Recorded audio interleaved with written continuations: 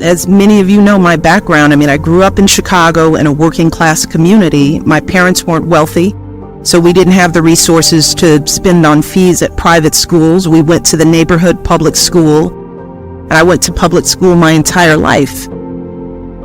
And I was always that student who wanted to get A's. I wanted to do well. I enjoyed learning. I enjoyed excelling. But what I found out is that when you're one of those kids in a community where not everyone has the same goals, I found myself having to walk a bunch of different lines. There were some kids that didn't like kids who were smart and got good grades. There were some kids who criticized the way I talked. They said that I talked like I was white, which was another way of saying that you think you're better than other people. So I had to contend with, how do I get my education when I'm surrounded by people who may have different expectations of me? And those just weren't the kids in the neighborhood. There were teachers I had to confront, teachers who underestimated me every step of the way. Even when I applied to Princeton, I write about in my book, and I tell this story all the time, even though I was at the top of my class and I was a class officer, I was a leader, when I sat down with my high school counselor, somebody who didn't know me but was assigned to work with students to help them apply to college, and I told them my intention was to apply to Princeton, that counselor told me, "I don't think you're Princeton material." The person whose job it was to help young people reach their dreams when it came to college saw me, and whatever she saw in me told her that my dreams were too high. And that cut me in a way that even though I continued on, I applied, obviously I got in, but I still remember that story. I remember that feeling of doubt, just another adult sort of placing a barrier on me that I didn't even have for myself. So then to enter into an elite school when your high school counselor has told you you're not good enough, when all of society sort of looks at kids of color or kids from poor communities or rural communities as not belonging. I, like many others, walked into that school with a stigma in my own head. More young people nowadays call it imposter syndrome. I don't know if they call it that in Britain, where kids like me feel like they don't belong, so they feel like they're faking it. And I had to get over that. And one of the ways that I got over it was that I looked around at Princeton and I saw kids who were not as talented or as gifted or as hardworking as I was. I learned that this notion of affirmative action sometimes only applies to kids of color or kids from different backgrounds or poor kids, but there are all kinds of affirmative action that take place in elite schools around the country. Athletes who are admitted not because they're great students, but because they can add value. Legacies, people who come from families with long lines within the school, they get admission. So I started to realize that the doubts that I had in my head were all mine, and I had to work to overcome that question that I always ask myself, am I good enough? And I write about that. That's a question that has dogged me for a good part of my life. Am I good enough to have all of this? Am I good enough to be the First Lady of the United States? And I think that many women, and definitely many young girls of all backgrounds, walk around with that question. But how I overcame that is how I overcome anything: hard work. So whenever I doubted myself, I just told myself, let me put my head down and do the work, and I would let my work speak for itself. And I still find that I do that. I still feel that at some level I have something to prove because of the color of my skin, because of the shape of my body, because of who knows how people are judging. But it takes some time and it takes some maturity to start having some successes under your belt where you realize, yes, in fact, I am good enough. I absolutely believe that education is the key, not just for young women, but for people in general. Knowledge the opportunity to mature, to try new things, to meet new people, to be open to different cultures. A lot of the problems that we have in the world come from a lack of knowledge. People who are just underexposed to all the different ways there are to be human. And we judge people based on our limited understanding of the world. And I always try to hold out empathy for those who are in that position, because I know that it's based in a place of ignorance. Sounds like a harsh word, but it's the appropriate word. Just not knowing. You only know what you know. And sadly, if your worldview is this small, and you know no one else that looks or think differently from you because you didn't have the chance to be educated or to travel or to see the world or to have your ideas challenged and to learn how to be analytical, then it's understandable that you would be afraid of something different from you. But the only way we break through that is to educate ourselves and to educate the next generation, to open them up to new ideas. If you're not a strong reader, if you can't take in huge amounts of information and break it down and have it make sense, you won't even know when things are good for you or bad for you. So yes, I absolutely believe, and particularly for women and girls, because women still raise the next generation. Women are at the heart of all society.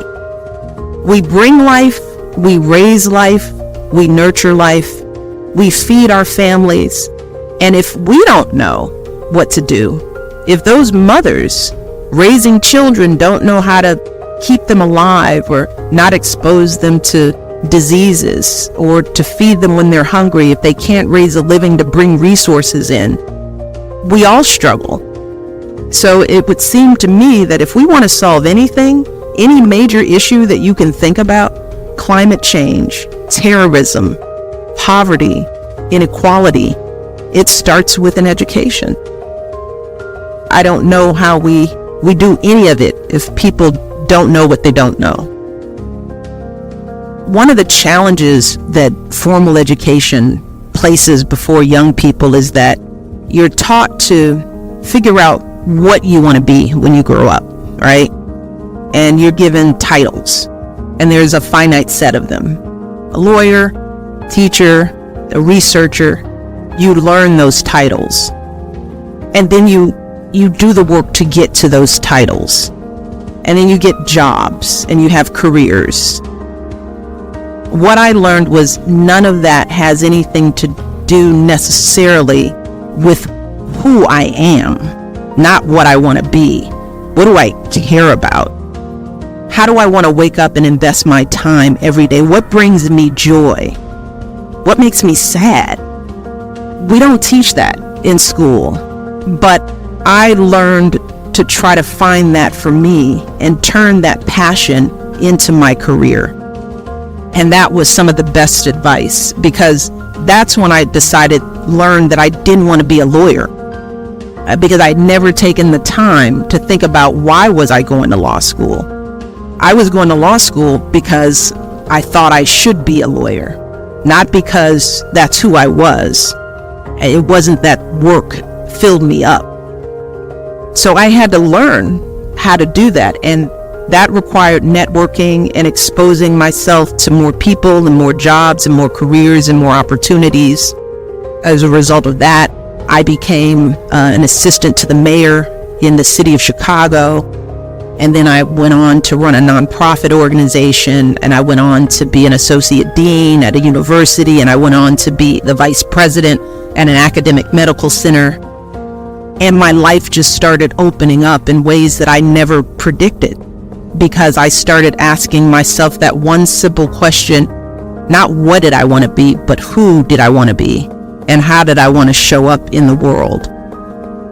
And if you all can get the jump on starting to ask yourself that question as you go after your careers, if you're starting to think about what kind of work will bring you joy, Because if you find that, you're going to do well at it, and everything else is going to fall into place.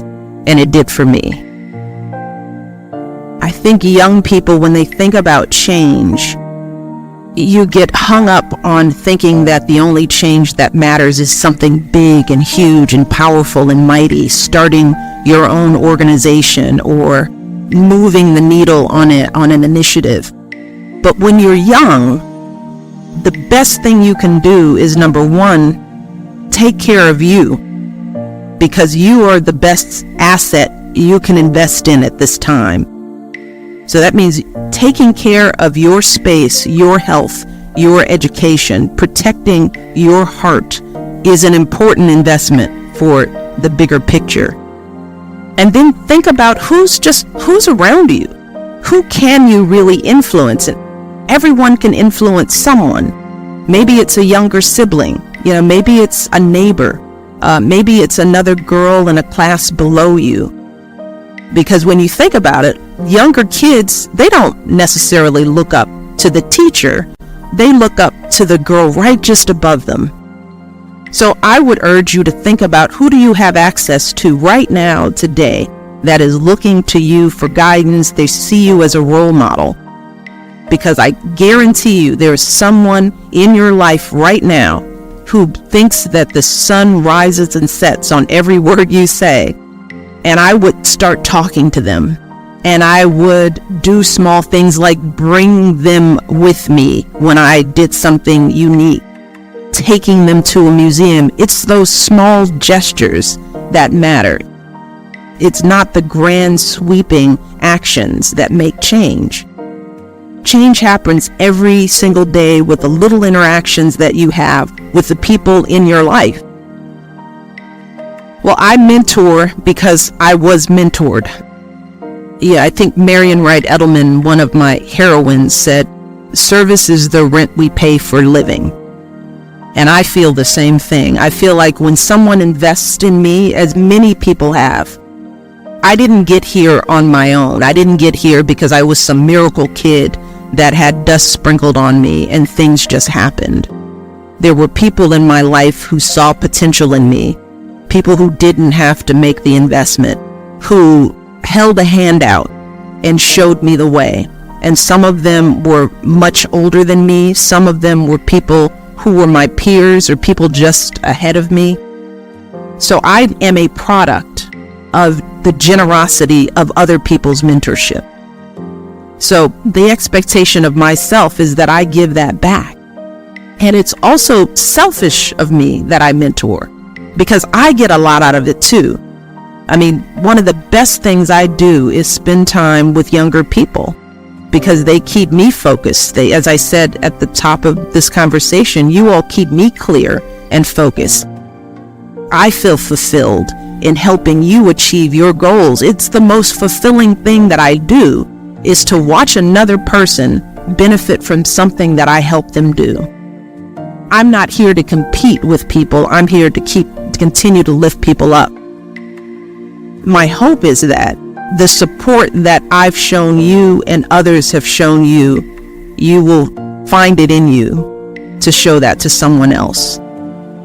One of the reasons I started the mentorship program in the White House was because I wanted people to know that everyone has the time and the capability, even the First Lady and the President of the United States, because the President had a separate mentorship program too.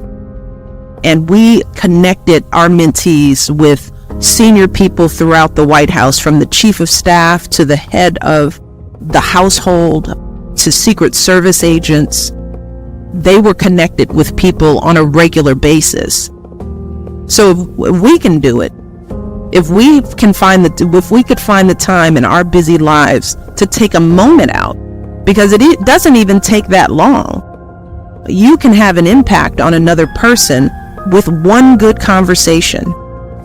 I never underestimate the value of showing children my regard, which is why I take time out when I see kids, because I think even if I'm with you in a photo line or on a rope line, that maybe there's one thing I can say to you, that you're beautiful, that you're smart, that I see you, that I believe in you. Yeah, I don't know you, but sometimes a kid just needs to hear that. And that doesn't have to come from the First Lady. It's powerful when it does come from the First Lady, but coming from you, coming from all of you to someone who looks up to you, it means the same thing. So my expectation for all of you is that you find a way to mentor. And maybe now is not the time, but at some point in your life, when you get to a place where you have the space, my hope is that you make that time and that you continue to look for the mentors in your life, because I still look for mentors, even today. Anybody who knows more than me, I'm going to sit them down and they're going to become my friend, and I'm going to ask for help. I did it when I came into the White House. One of the first people I sat down with were other living First Ladies. I made it a point to meet with every single one of them. Number one, to just thank them for their service. Number two, I wanted to make sure they felt the lines of communication were open with me. Third, I wanted to know what it was like for them. What were their challenges? So you never stop learning, and I never stop learning. So if I'm still looking for mentorship, you all should be doing that at every phase of your life. Whether it's another mother, when you become a parent, you're going to need other parents to help you mentor. If you're in a relationship, you're going to want mentorship to help you get through your relationship. It never stops.